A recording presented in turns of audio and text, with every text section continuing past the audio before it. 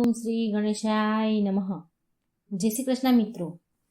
સવારે 8 વાગ્યા પહેલાંની આદતો ખૂબ જ સરસ મજાની વાર્તા છે મિત્રો. આ વાર્તાના માધ્યમથી આપણને સવારમાં શું કરવું જેથી આપણો દિવસ સારો જાય, આપણા કાર્ય સૌ સંપૂર્ણ થાય અને આપણને ખુશી મળે, આપણું જીવન સુધરે, એના માટેની સરસ મજાની એક વાર્તા છે. આ વાર્તા પરથી આપણને ઘણું બધું સમજાશે. માટે આ વાર્તાને પૂરા અંત સુધી જોજો અને વિડીયો સારો લાગે તો મિત્રો લાઈક અને શેર કરવાનું ભૂલશો નહીં. આ ચેનલને સબસ્ક્રાઈબ પણ જરૂર કરી દેજો અને બને એટલી વાર્તા શેર કરજો જેથી બીજાનું જીવન પણ સુધરે. તો સવારે 8 વાગ્યા પહેલાંની કઈ આદતો છે? એક ગામમાં એક આળસુ આદમી રહેતો હતો. એ એટલો બધો આળસુ હતો કે એનું કોઈ પણ કામ સમય પર કરતો નહીં. એ મોટા ભાગે સવારે મોડે સુધી પથારીમાં પડ્યો રહે અને જ્યારે સવારે ઉઠે તો ક્યારેક અહીં બેસે, ક્યારેક ત્યાં બેસે, ક્યારેક આની સાથે વાત કરે તો ક્યારેક તેની સાથે વાત કરે, ક્યારેક બાળકો સાથે રમવા લાગે તો ક્યારેક સવારમાં બિનજરૂરી કામ કરવા લાગે. આમ ને આમ એનો સવારનો સમય પસાર કરી દેતો એ. અને જ્યારે બપોર થવા આવે તો વિચારે કે હવે નાહી ધોઈ લઉં અને પછી જમી લઉં અને પછી કામે લાગીશ. જ્યારે એ બપોરનું જમવાનું જમી લે તો વિચારે કે થોડી વાર લઈને આરામ કરી લઉં, પછી જ કામ કરીશ. અને પછી જ્યારે તે આરામ કરવા સૂઈ જાય છે તો તેને ઊંઘ આવી જતી અને 1.5-2 કલાક ઊંડી ઊંઘમાં એ સૂઈ જતો હતો. અને પછી જ્યારે સૂઈને ઉઠે ત્યાં સુધીમાં તો સાંજનો સમય નજીક આવી ગયો હોય. પછી તે એમ વિચારે કે થોડી જ વારમાં કામ ચાલુ કરી દઈશ, પણ આદતથી લાચાર તે ફરી બિનજરૂરી કામમાં લાગી જાય અથવા કોઈ પાડોશી કે અન્ય સાથે વાતચીતમાં ગપ્પા મારવામાં લાગી જાય અને આમ પછી પાછો એનો સમય પસાર થઈ જતો. આમ આવી રીતે તેની સાંજ પડી જતી, પછી રાત પડી જાય અને રાતે ભોજન કર્યા બાદ જ્યારે તે સૂવા માટે જતો તો એ પોતે આત્મગ્લાનિથી પછતાવાથી ભરાઈ જતો અને એ વિચારીને બહુ દુઃખી થતો કે મારો આજનો દિવસ તો આમને આમ બરબાદ થઈ ગયો. એ ફરી રાતે નિર્ણય કરે સૂવે કે હું કાલે ફરી સવારે કામે લાગી જઈશ, કાલે કોઈ કામ ટાળીશ નહીં અને આળસ પણ નહીં કરું, કાલે હું સવારે સરસ કામે લાગી જઈશ. પણ જ્યારે સવાર પડે થાય તો ફરી આળસ તેને ઘેરી લે અને પથારી છોડવાનું તેને મન થતું નહીં. એ મોડે સુધી સૂવે અને ફરી એ જ આદતોથી બંધાયેલો રહે જે ગયા દિવસે એને બધી આદતો જે કરી હતી, જે કાર્ય કર્યા હતા, એ જ બધું ફરી પાછું એની દિનચર્યા બની જાય. તો આમને આમ આળસ અને કામ ટાળવાની આદતમાં એ ફસાયેલો રહેતો. એવું ન હતું કે એ કંઈ કરવા માંગતો ન હતો કે તેની આળસના ચક્રને તોડવા માંગતો ન હતો. આવું બિલકુલ પણ ન હતું. એ ઘણી બધી વાર આ આળસના ચક્રને તોડીને મહત્વપૂર્ણ કામ કરવામાં પણ જોડાઈ જતો હતો. પણ એ એની આ સારી નવી આદતને લાંબા સમય સુધી કાયમિક રાખી શકતો નહીં અને ફરી પાછી તેની કામ મટાડવાની આદતમાં ફસાઈ જતો હતો. એની આ આળસ અને કામને ટાળવાની આદતથી તેની સાથે સાથે તેના ઘર પરિવારના લોકો પણ હેરાન પરેશાન થવા લાગ્યા. કેમ કે એ કામને પણ ટાળતો હતો, એ એવા કામ પણ ટાળતો હતો કે એનું ઘર જેનાથી ચાલતું હતું. ખેતી માત્ર એને આવકનું સાધન હતું, પણ એ ખેતીના કામમાં પણ આવી રીતે કામ ટાળતો હતો. એના ન તો સમયે ખેતર ખેડવાનું કામ કરે, ન બિયારણ રોપવાનું સમયે કામ કરે, ખેતરના પાકને ન સારી રીતે સાર સંભાળ લે, ન સરખા પાકને એ તો પાણી પણ ન આપે, જેના કારણે તેના ખેતરનો પાક બીજા લોકોના ખેતરના તુલનામાં ઓછો થતો અને ઓછા પાકના કારણે એની કમાણી, એની જે ઇન્કમ હતા, એની જે પૈસા હોય એ પણ ઓછા આવતા કે જેનાથી એના ઘરનો ખર્ચ આરામથી ચાલી શકે. પૈસાની તંગીના કારણે તેની પત્નીનો ગુસ્સો અને તેના મેણા ટોણાનો પણ એને સામનો કરવો પડતો હતો અને ઘણી વાર તો બંને પતિ પત્ની વચ્ચે, પરિવાર વચ્ચે ઝઘડા પણ થતા હતા. આના કારણે તે બહુ દુઃખી અને હેરાન રહેવા લાગ્યો. પણ ઈચ્છવા છતાં પણ તેની આ માનસિક આળસ ચક્રને તે તોડી શકતો ન હતો. એક દિવસ એ એના ઘરની બહાર બેસીને આળસથી બહાર નીકાળવાનો ઉપાય વિચારી રહ્યો હતો. તો એટલામાં અચાનક તેની નજર તેના ઘરથી થોડે દૂર બનેલા મંદિરમાં રહેનારના મહાત્મા ઉપર પડી, જ્યાં પૂજારી હોય એના ઉપર પડી. મહાત્માને જોઈને એ આળસી વ્યક્તિને મહાત્માજીના અનુશાસન દિનચર્યાની યાદ આવી ગઈ. તે વિચારવા લાગ્યો કે મહાત્માજી રોજ સવારે 4 વાગ્યા પહેલા ઉઠીને ગામની બહાર નદીએ સ્નાન કરી આવે છે. ત્યાર પછી હજી તો ગામના વધારે ભાગના લોકો સૂઈ રહ્યા હોય ત્યારે એમની પૂજા પાઠ અને ધ્યાન વગેરે કામમાં લાગેલા હોય છે. અને જ્યાં સુધીમાં ગામના લોકોની સવાર થાય છે, દિનચર્યા શરૂ થાય છે ગામના લોકોની, ત્યાં સુધીમાં તો મહાત્માજી મંદિરની સાફ સફાઈ કરીને તેના મુખ્ય કામો પણ પૂરા કરી લીધા હોય છે, એમને સમાપ્ત કરી ચૂક્યા હોય છે. ત્યાર પછી ભિક્ષા માટે ગામમાં જાય છે અને ભિક્ષા માંગીને તેમનું ભોજન પણ જાતે જ બનાવે છે. ભોજન કર્યા બાદ આખું બપોર ધર્મ ગ્રંથને વાંચે છે, પુસ્તકો વાંચે છે અને સાંજે મંદિરમાં આવનારા શ્રદ્ધાળુઓ સાથે મંદિરમાં પ્રવચન વાર્તાલાપ પણ કરે છે. ત્યાર પછી સંધ્યામાં પૂજા આરતી પાઠ કરી જલ્દી ભોજન બનાવે છે અને જમીને સમયસર વહેલા સૂઈ પણ જાય છે. તો આખિર મહાત્માજી આટલા અનુશાસિત અને આટલા કર્મશીલ કેવી રીતે રહી શકે છે? અને આ મહાત્મા તો તેમની આટલી વ્યસ્ત દિનચર્યાનું પાલન કેટલાય વર્ષોથી કરતા આવ્યા છે, હું જોઈ રહ્યો છું. થોડી વાર સુધી આમ વિચાર કર્યો એ આળસુ વ્યક્તિએ, અને એ વ્યક્તિએ મહાત્માજીની પાસે જઈ એની આળસના કારણો શું છે એ પૂછવા જવાનો નિર્ણય કર્યો. અને પછી તો એ તરત જ ઊભો થઈને મંદિરમાં ગયો અને એ મહાત્માજીને પ્રણામ કરીને તેમને વિનંતી ભર્યા અવાજે કહ્યું કે હે મુનિવર, હે મહાત્માજી, હું તમારી પાસે બહુ મોટી સમસ્યા લઈને આવ્યો છું. મહાત્માજી બોલ્યા, શું સમસ્યા છે બેટા તને, જેને તું આટલી મોટી સમસ્યા સમજી રહ્યો છે?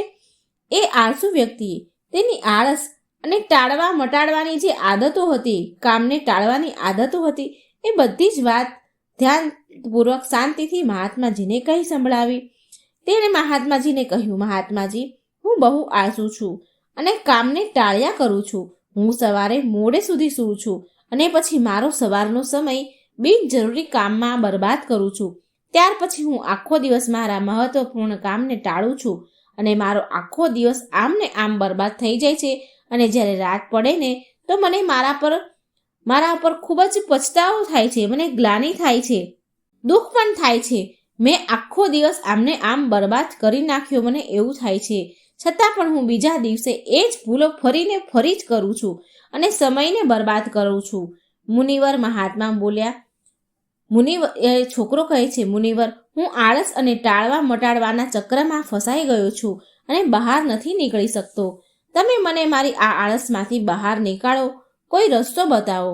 હું તમારી પાસે બહુ આશા ભર્યો આવ્યો છું. એ આળસુ વ્યક્તિની વાત પૂરા ધ્યાનથી સાંભળી મહાત્માજીએ અને પછી બોલ્યા કે આળસ એ સુખ છે જે આપણને દુઃખ આપે છે. કામ અને મહેનત પરિશ્રમ કરી શકતા હોય છતાં પણ આપણે એ કાર્ય નથી કરતા. એ કાર્યને ન કરવું, એ કામને ટાળવું, એ જ આળસ કરવાનું કહેવાય છે. અને આ આળસ વ્યક્તિને ક્યાંયનો નથી રહેવા દેતો.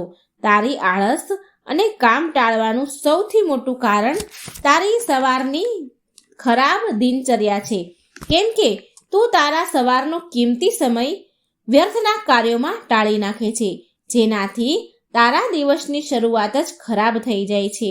અને પછી જેમ જેમ દિવસ વીતે છે તેમ તેમ તને એવું લાગે છે કે તારો આજનો સમય પણ બરબાદ થઈ ગયો. પછી તારું મન વધારે ને વધારે આળસ અને ટાળવા મટાડવામાં લાગી જાય છે. તારો બાકીનો સમય પણ આમ બરબાદ થઈ જાય છે અને તું કંઈ પણ મહત્વપૂર્ણ કાર્ય નથી કરી શકતો અને તું આ આળસના ચક્રમાં ફસાયેલો રહે છે. જો તું તારી સવારને જીતવાનું શીખી જા, જો તું તારા સવારના સમયનો સદઉપયોગ કરવાનું શીખી લે, તો તારો બાકીનો દિવસ સહેલાઈથી સુધરી જશે. પરંતુ સવારને જીતવી કંઈ એટલી સહેલી નથી. આના માટે તારે અમુક મહત્વપૂર્ણ આદતો છે જેને સવારની દિનચર્યામાં તારે ઉમેરવી પડશે, તારે આ આદતો પાડવી પડશે. અને દ્રઢતાપૂર્વક તેનું પાલન પણ કરવું પડશે. તો આજે હું તને સવારની એવી 7 આદતો વિશે કહું છું, જેને તું તારી સવારમાં જો ઉમેરીશ, તું આ આદતો પાડીશ, તો તું માત્ર આળસથી છુટકારો જ નહીં પણ એક અનુશાસિત અને મજબૂત વ્યક્તિ બની જઈશ. તો આ 7 આદતો વિશે ધ્યાનથી સાંભળજે. તો સૌ પ્રથમ સવારની પહેલી આદત છે, તારે જે અપનાવવાની છે તે છે ધ્યાનનો અભ્યાસ. ચિત્તને એકાગ્ર કરીને કોઈ એક વસ્તુ પર કેન્દ્રિત કરવાને ધ્યાન કહેવાય છે. ધ્યાન કરવાથી આત્મિક અને માનસિક શક્તિનો વિકાસ થાય છે. જો તું રોજ સવારે બેસીને 10 થી 15 મિનિટ માત્ર તારા શ્વાસ પર ધ્યાન લગાવ, આવતા જતા શ્વાસને જો કે જ્યારે શ્વાસ તારી અંદર જાય છે તો પેટ કેવી રીતે ફૂલે છે, અને જ્યારે એ શ્વાસ બહાર નીકળે છે તો પેટ કેવી રીતે પાછળ એની અંદર ચાલ્યું જાય છે. જો કે શ્વાસ પેટથી ચાલે છે કે હૃદયથી, શ્વાસ ડાબી બાજુના નાકથી ચાલે છે કે જમણી બાજુના નાકથી, જ્યારે તું તારા શ્વાસ પ્રત્યે જાગૃત થઈ જઈશ તો આ જ પ્રક્રિયા બની જશે. અને આ આદતને અપનાવીને તારી અંદર જાગૃતતા અને એકાગ્રતા વધશે અને તું જોઈશ કે તું પૂરો દિવસ શાંત, પ્રસન્ન અને જાગૃત રહીશ. તું જે પણ કામ કરીશ એને પૂરી એકાગ્રતા સાથે કરીશ અને તારી માટે વર્તમાનમાં રહેવું બહુ સરળ બની જશે. તો બહુ સરળ અને પ્રભાવશાળી તું બની જઈશ.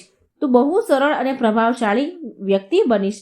માટે બહુ જલ્દી તારી સવારની દિનચર્યામાં આ આદતને ઉમેરી લેજે. સવારની તારી બીજી આદત છે ધન્યવાદ પ્રગટ કરવું, આભાર વ્યક્ત કરવું. સવારનું વાતાવરણ એકદમ શાંત અને ખુશહાલ ભર્યું હોય છે.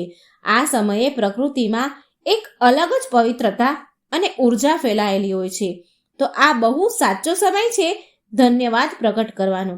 તારા જીવનમાં જે પણ સારી વસ્તુ છે, સારા લોકો છે કે પછી સારી પરિસ્થિતિ છે જેનાથી તને આનંદ અને ખુશી મળે છે, એ બધા માટે બ્રહ્માંડને કે ઈશ્વરને, જેને પણ તું માને છે, એને આ બધું તને આપવા માટે ધન્યવાદ કે આભાર પ્રગટ કર.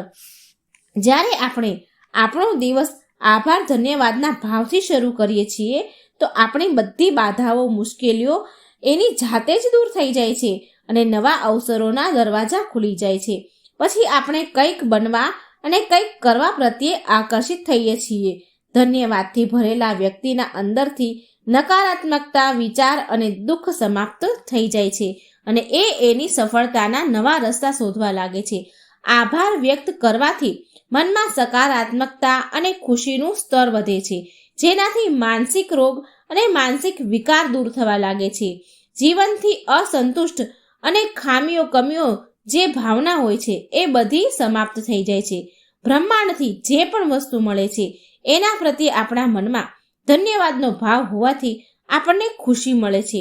ત્યાર પછી આ ખુશીઓની તરંગો આપણામાંથી નીકળીને બ્રહ્માંડમાં ફેલાવા લાગે છે.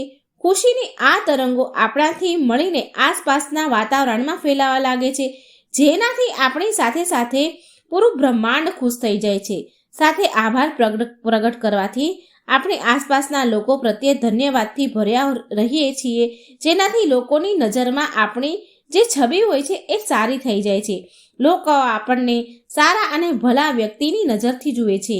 આનાથી એ થાય છે કે જે પણ આપણને મળે છે આ એ આપણા મિત્ર બની જાય છે અને આપણને પસંદ કરવા લાગે છે.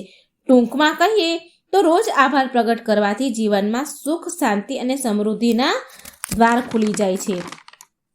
ત્રીજી આદત છે વ્યાયામ કરવો, એટલે કે કસરત કરવી. કસરત કરવી એ ખૂબ જ જરૂરી છે.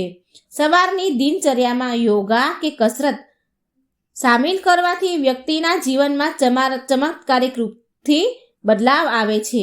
નિયમિત રૂપથી કસરત કરવાથી વ્યક્તિનું મન પ્રસન્ન અને ઉત્સાહિત રહે છે. આખો દિવસ શરીરમાં ઉર્જા રહે છે. શરીર મજબૂત અને આકર્ષિત બને છે. નિયમિત રૂપથી કસરત કરનાર વ્યક્તિ લોકોની ભીડમાં સૌથી અલગ દેખાય છે.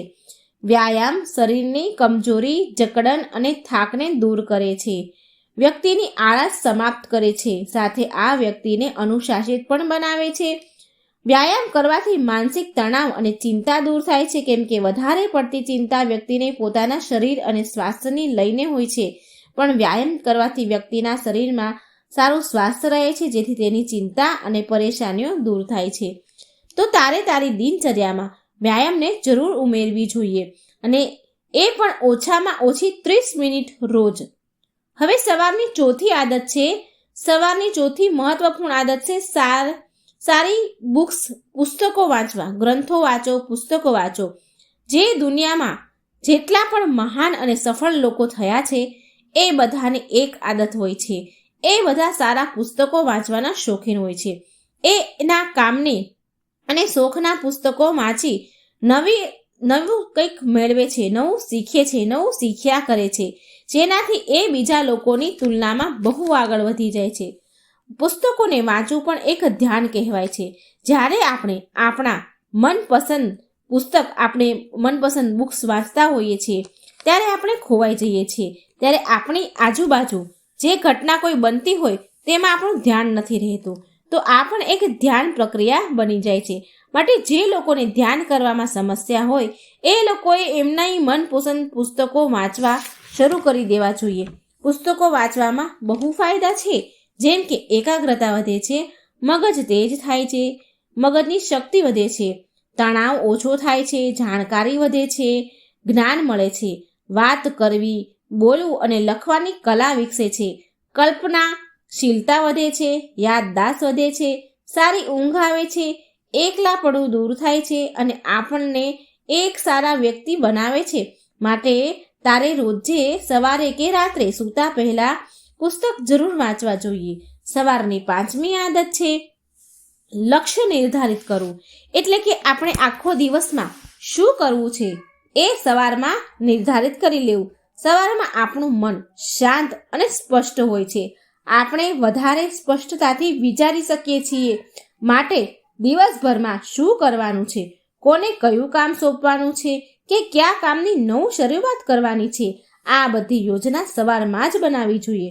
લક્ષ્ય નિર્ધારિત કરવું આટલું જરૂરી કેમ છે?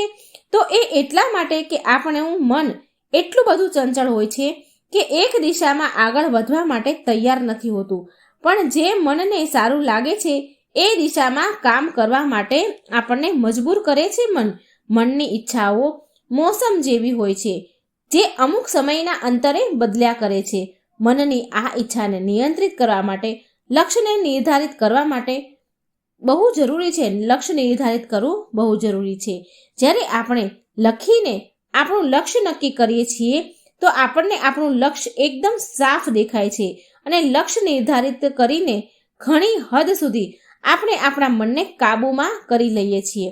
લક્ષ્ય નિર્ધારિત કરીને આપણા મનને એક કાર્યમાં એકાગ્રિત કરવામાં આપણને મદદ કરે છે લક્ષ્ય નિર્ધારિત દ્વારા.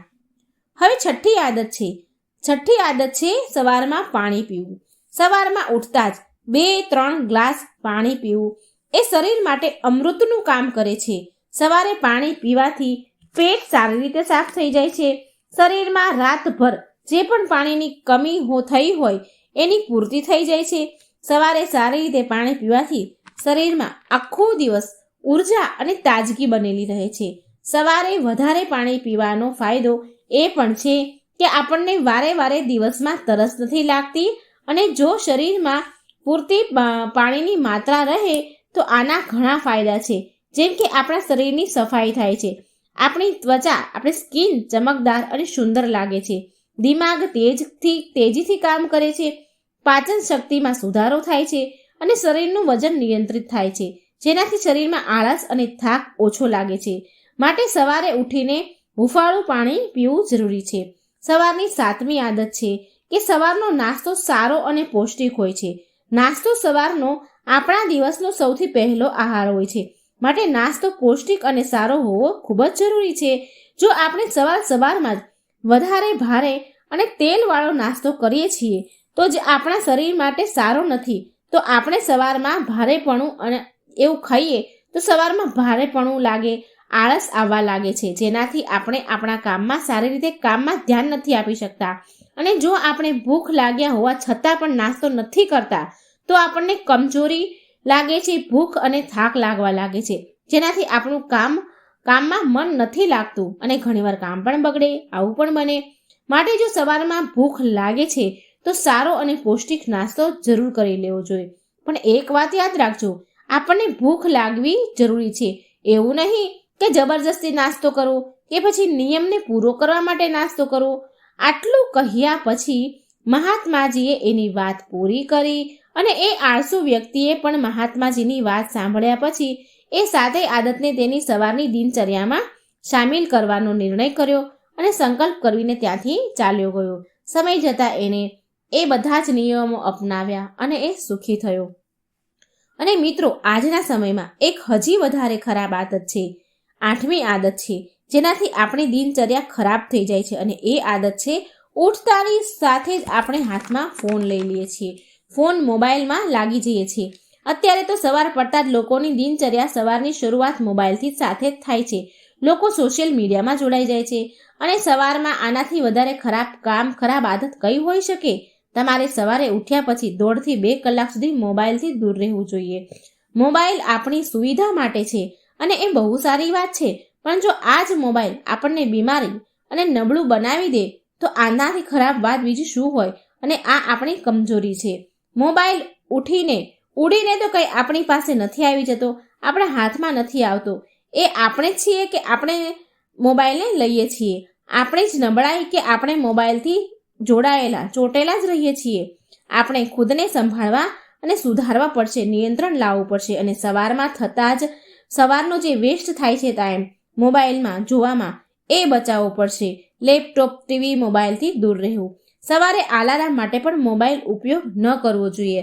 અલાર્મ માટે એક નાની એવું અલાર્મ ઘડિયાળ ખરીદી લો, કારણ કે કોઈ પણ બહાને સવારમાં હાથમાં મોબાઈલ ન આવવો જોઈએ.